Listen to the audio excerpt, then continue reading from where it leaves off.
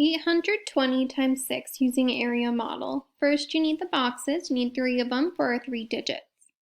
Then you're going to take 820 and put it into expanded form, saying how much each place value is worth.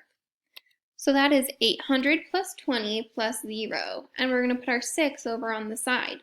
Then we know area is length times width, so let's multiply and bring those on down.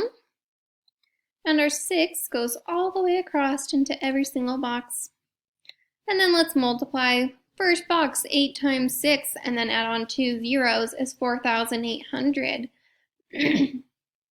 Next box, 2 times 6 plus 0 is 120. 0 times 6 is 0, because anything times 0 will always be 0. Let's take those numbers and stack them up, ready to add them. That would give us a total of 4,920.